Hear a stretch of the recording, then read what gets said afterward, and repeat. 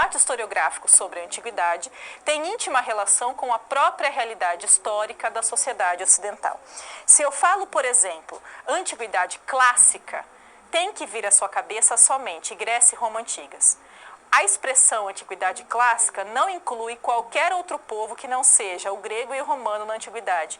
Aí você pode pensar, nossa, mas tem tantos outros, né? Tem a Mesopotâmia, tem o Egito, tem os fenícios. Tem.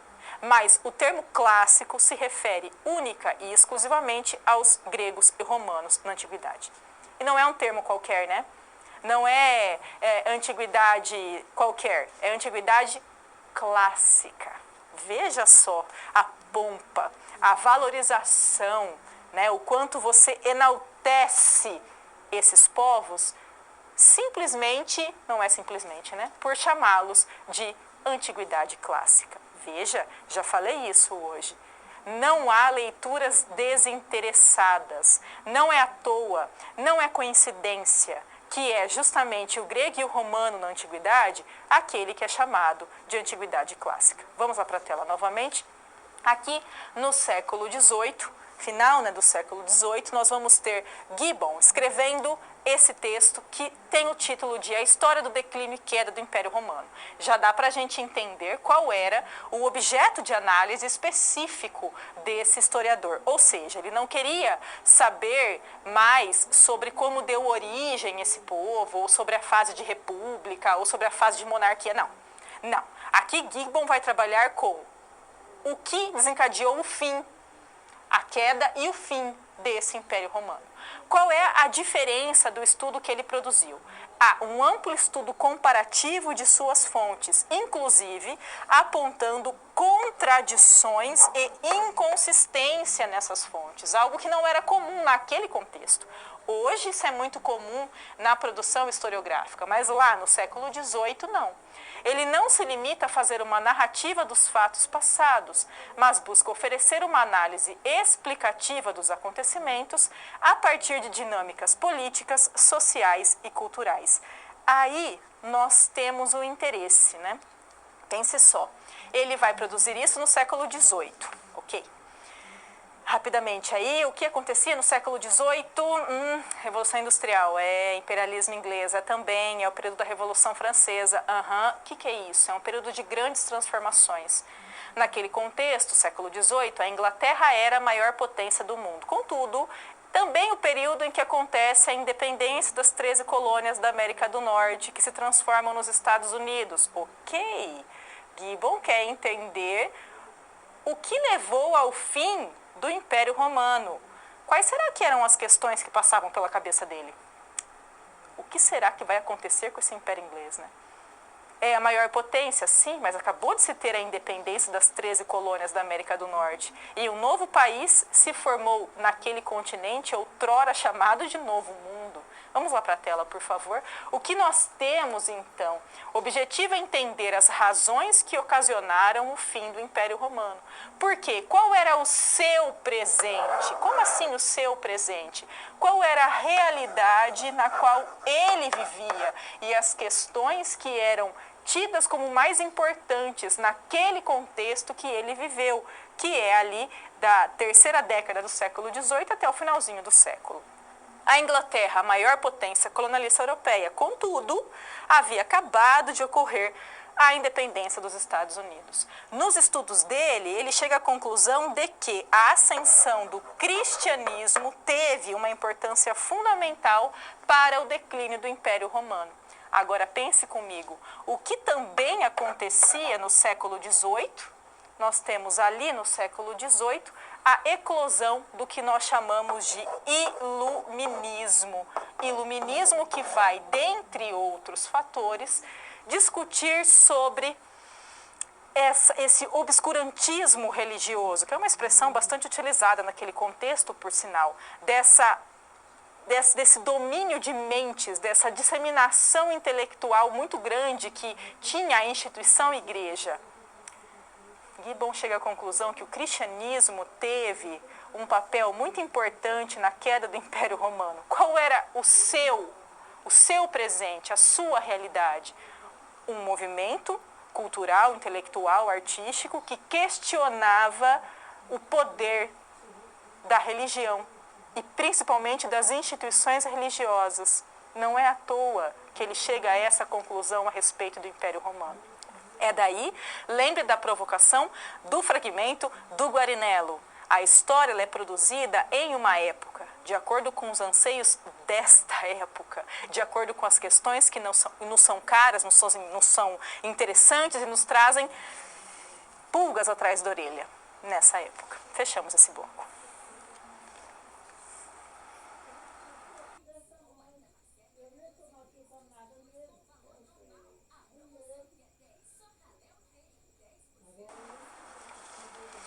Diferentes leituras, por quê? Bom, porque nós podemos partir de leituras a partir de perspectivas diferentes. Eu posso ter um trabalho mais voltado para a história política, ou um trabalho mais voltado para a história econômica, ou um trabalho mais voltado para a história cultural.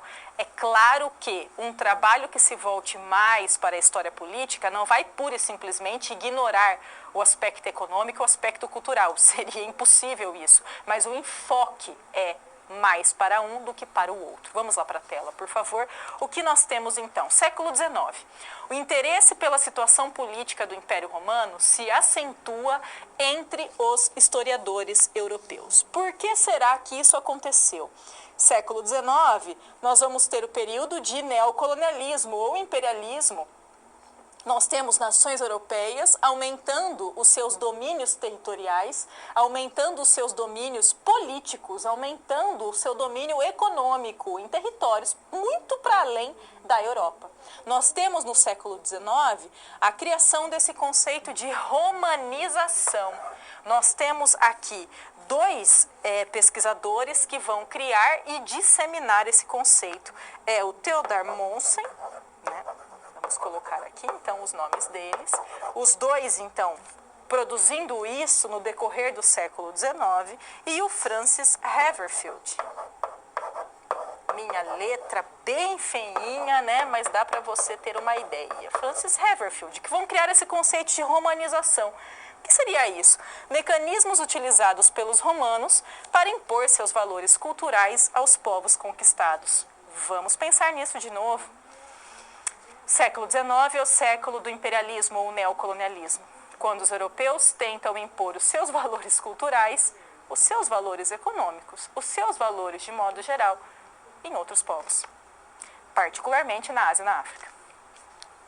Cria-se, nas leituras que se fazem a respeito da história antiga, o conceito de romanização, que nada mais seria do que o que os romanos fizeram para tentar impor sua cultura, seus valores, seus modos de vida nos povos que eles conquistaram. Qual é o seu presente? Século XIX, a sua realidade é de neocolonialismo. Essas questões estão em voga, essas questões estão aqui, borbulhando. É com isso, com essas perguntas, que se volta para a história antiga para pensar sobre esses povos. Vamos lá para a tela, por favor.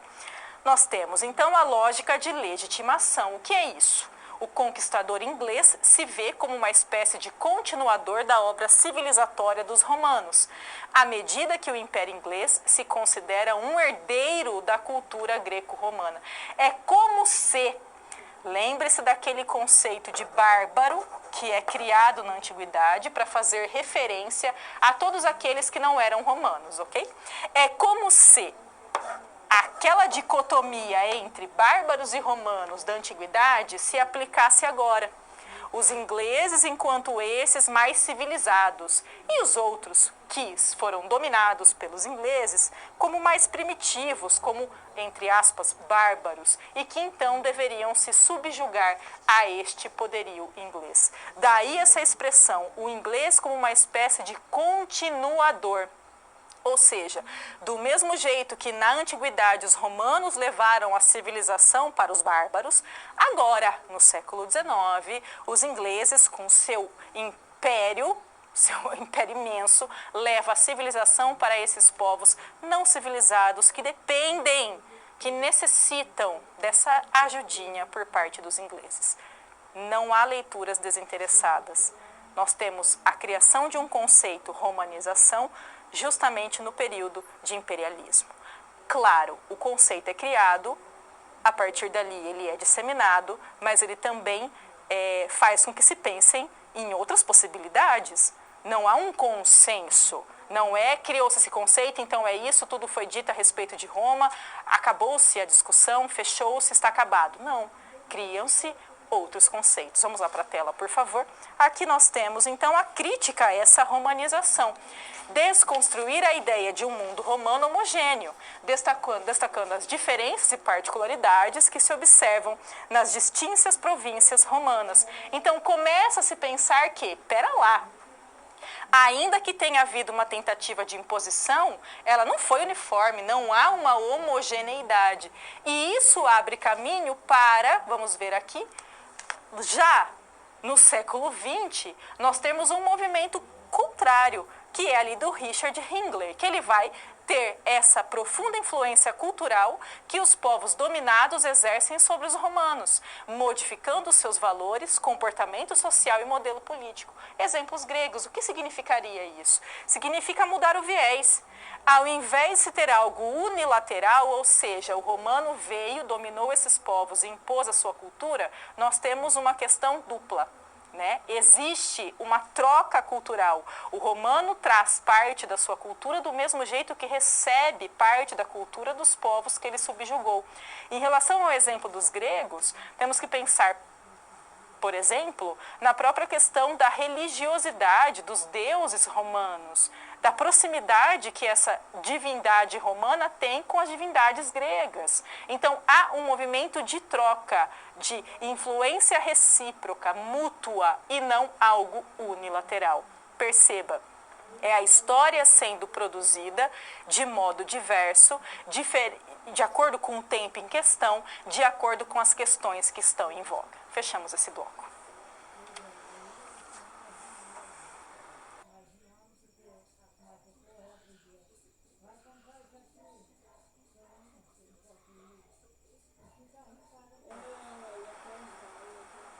Essa possibilidade de se pensar de diferentes modos, para mim, é uma das coisas mais legais da história.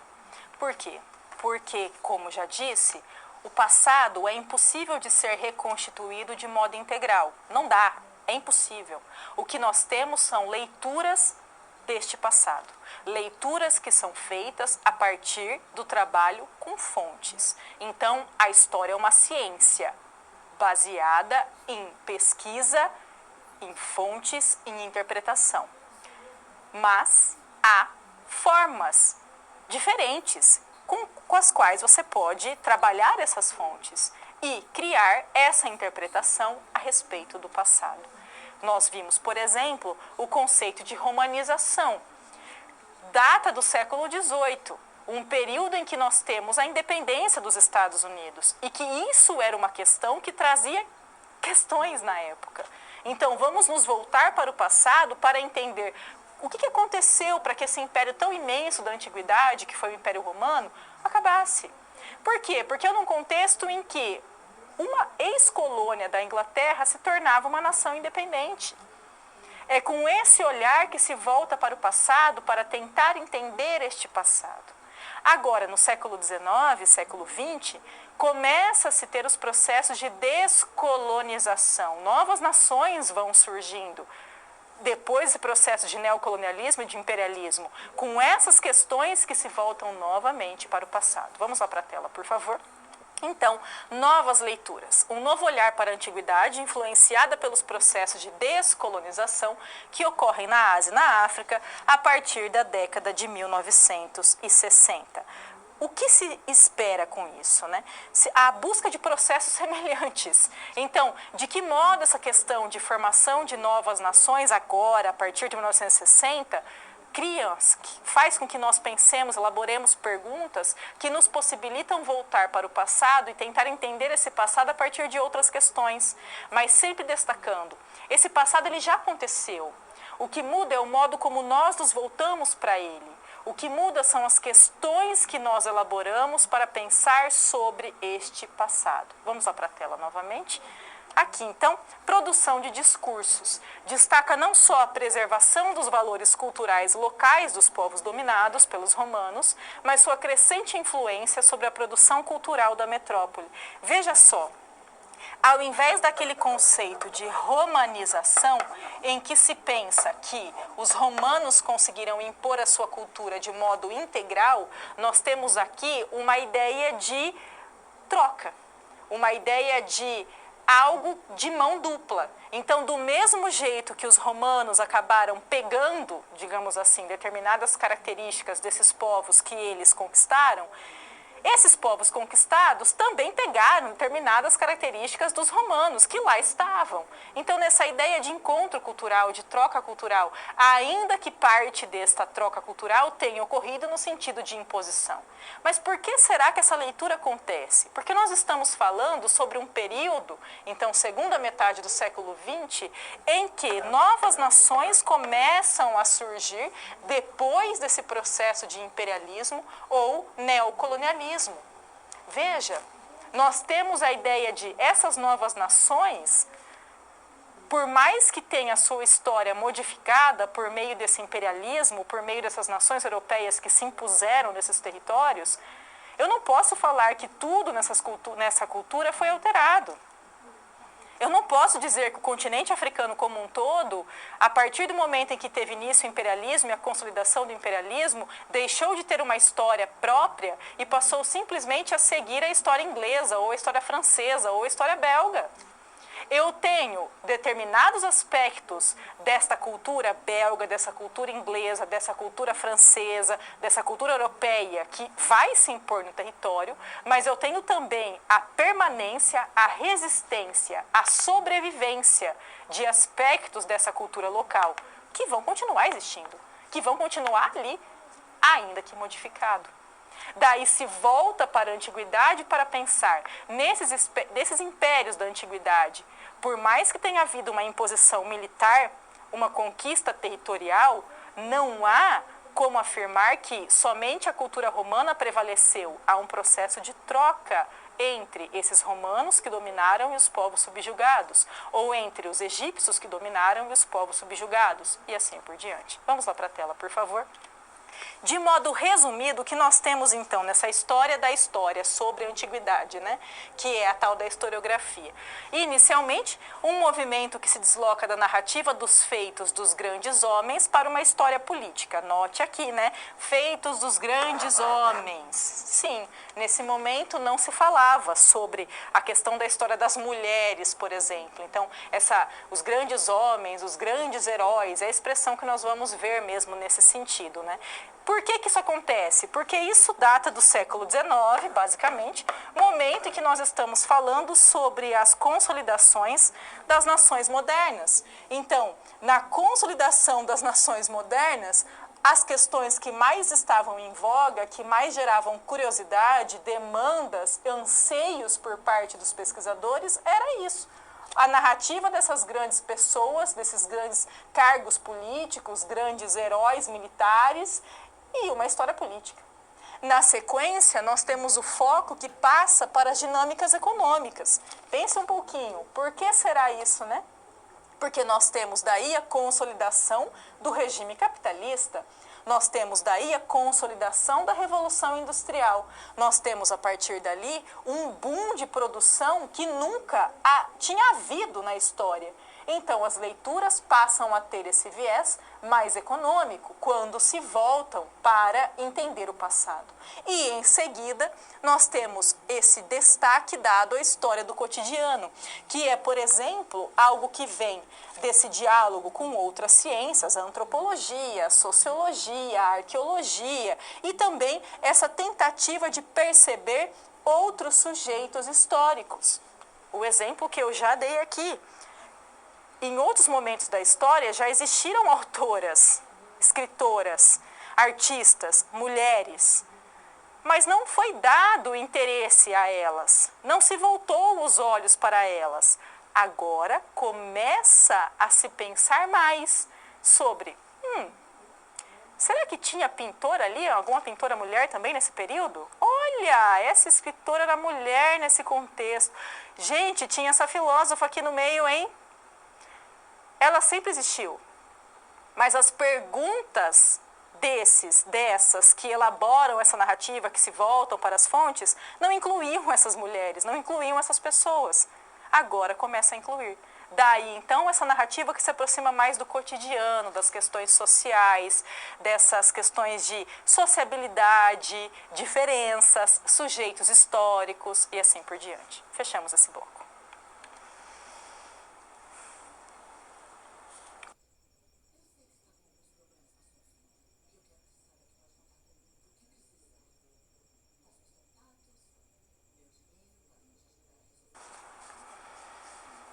Visões sobre o passado, plural, né? Visões. Não há um único modo de se pensar sobre o passado. Seja o passado romano, seja o passado egípcio, seja o passado da Mesopotâmia, seja o passado que for. Seja um passado mais distante ou menos distante. Há vários modos de se pensar, várias perspectivas que nós podemos seguir. Vamos lá para a tela, por favor. Apresentando então essa SP. O seu desafio como professor de história é trabalhar com seus alunos sobre o caráter histórico de nossas visões sobre o passado, com base em filmes, seriados e até mesmo jogos de computador. Eu trabalhei vários anos no ensino básico, muitos anos com o 6º ano. E uma coisa muito legal de se trabalhar com 6º ano e história antiga é em mitologia. E a quantidade de jogos de videogame que se tem sobre mitologia grega e romana, principalmente, mas não somente, é absurda.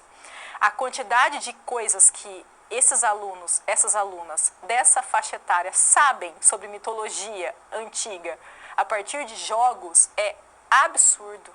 Então, permitir, incentivar que esse aluno e essa aluna fale sobre esses jogos é um jeito muito legal, muito interessante de se ter uma participação mais ativa dos alunos em sala de aula.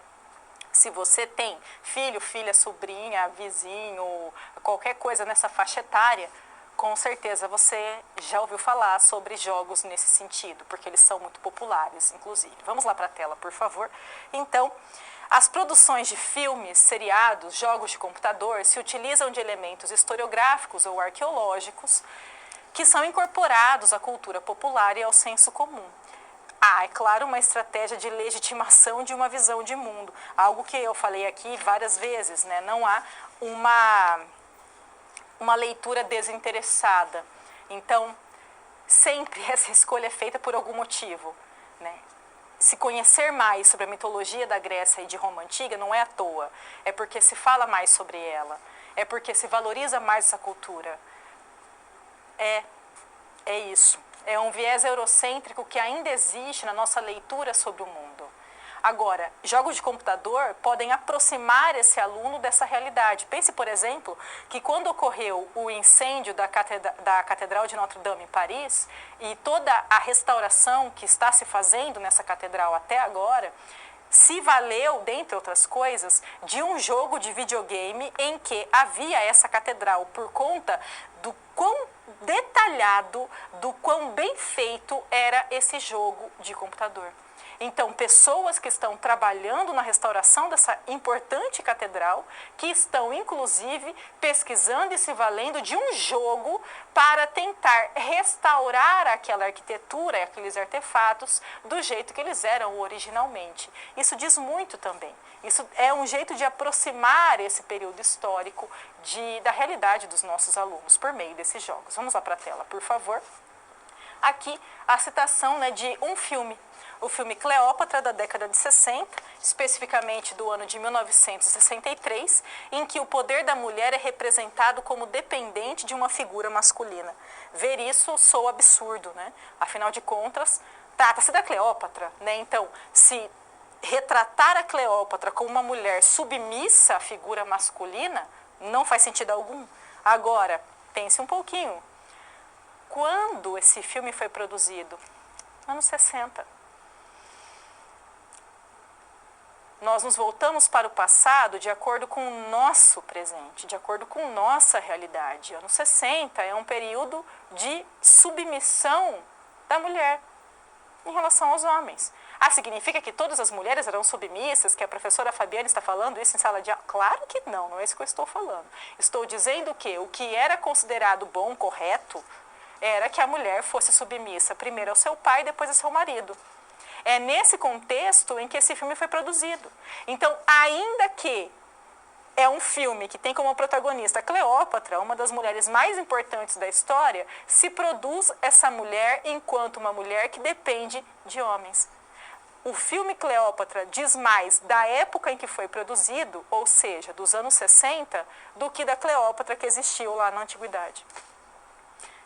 Voltemos à citação do Guarinello. Nós sempre nos voltamos para o passado de acordo com questões do presente. Um filme produzido nos anos 60 retrata a mulher de acordo com o que se entendia como o melhor para a mulher naquele contexto. Diz mais sobre os anos 60 do que sobre a própria Cleópatra. Por isso, todas as vezes, questione essa fonte. Pense quem produziu, quando produziu, como produziu, teve financiamento, não teve? Estamos falando de um filme. Quem produziu? Quando foi? Teve verba, não teve? Teve patrocínio, não teve? Qual que é isso? Passou onde? Então, para se entender do que se trata essa fonte. E para que isso se torne uma análise bem feita, uma análise interessante. Fechamos esse bloco.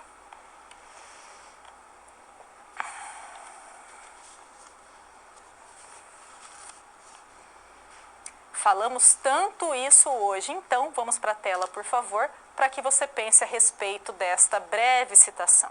O olhar do historiador sobre o passado é condicionado pela realidade histórica em que ele vive. Como essa frase pode ser interpretada? Pense um pouquinho sobre isso.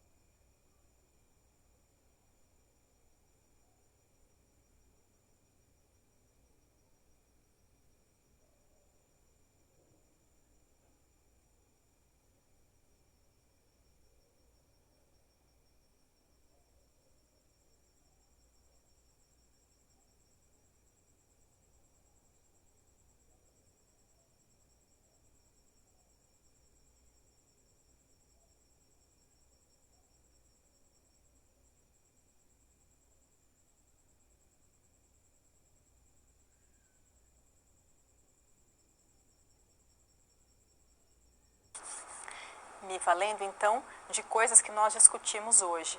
Então, por exemplo, quando ocorre a independência das 13 colônias da América do Norte, volta-se para a antiguidade para pensar sobre o que será que levou à queda, ao declínio, ao fim do Império Romano, esse império tão importante na antiguidade. Quando se tem o processo de descolonização pós-imperialismo, volta-se para a antiguidade para pensar sobre essas trocas culturais, sobre isso que vinha do povo que dominou e isso do povo que foi dominado, mas estamos falando de dominação no sentido militar, no sentido político, mas a história está para muito além disso, né? Então, também, outro exemplo desta aula, quando o filme Cleópatra, que apesar de tratar de uma das mulheres mais significativas na história, ao ser produzido nos anos 60, traz um recorte de submissão da mulher. Por quê? Porque foi produzido nos anos 60. Qual era este presente, qual era este contexto? Então, sempre pensar sobre quando se produziu essa leitura específica, quais fontes foram lidas, quem produziu, quais as leituras de mundo essa pessoa que produziu tem, e assim por diante. Fechamos esse bloco. Para finalizar a aula de hoje, vamos retomar então alguns conceitos que foram aqui trabalhados. Vamos para a tela, por favor. História como resultado de trabalho com fontes e interpretação, que gera a produção de um discurso. Contudo, fique muito atento a isso, por favor. Isso é de suma importância, principalmente nos dias atuais. Está se falando muito em discurso, em narrativa, em qualquer adjetivo que passar aí pela sua cabeça. História não é uma narrativa pura e simplesmente. História não é pura e simplesmente a formação de um discurso. É uma narrativa produzida a partir do trabalho com fontes. Então não é um discurso baseado em achismo ou baseado em opinião. Hoje fala-se muito no Brasil sobre liberdade de opinião, liberdade de expressão, e com isso fala-se as maiores atrocidades. Discursos absurdamente violentos são produzidos com essa justificativa de que é uma mera opinião. 1. Opinião não é discurso de ódio. 2. Falar que toda e qualquer narrativa pode ser criada porque é simplesmente uma opinião, está errado também. Quando nós falamos em produção de discurso na área da história, nós estamos falando sobre uma narrativa, sobre um discurso produzido a partir de um trabalho com fontes, um trabalho sério com fontes, interpretação e produção de um texto que diz respeito a este trabalho. Vamos lá para a tela novamente, por favor. E leituras do passado de acordo com a realidade do presente. Então, veja, é lá no século XVIII, quando vai se voltar para a antiguidade romana, principalmente, para se pensar sobre o declínio desse império. É lá quando se chega à conclusão de que a ascensão do cristianismo tem a ver com esse declínio. Não é à toa que isso é produzido no século XVIII. Século XVIII é o século do iluminismo. Iluminismo tem como uma de suas principais características esse levantar uma frente contrária a esse que era chamado de obscurantismo religioso. É lá no século XX, quando nós temos o processo de independência das nações da África, se voltar para a antiguidade para pensar sobre essas trocas culturais, para pensar sobre como lá na antiguidade esses povos que subjugaram outros povos tiveram parte de sua característica, de sua cultura sendo integrada com a cultura desses povos que eles começaram a manter contato, ainda que o contato viesse de uma imposição, ainda que fosse de um domínio militar. Mas há um contato para além do domínio militar. Então, nós pensarmos sobre qual é a realidade com a qual as pessoas viviam e, a partir dessas questões, como elas se voltaram para o passado para tentar entender esse passado. Não é à toa que hoje se fala sobre diversos sujeitos históricos, porque isso é uma questão nossa, de hoje.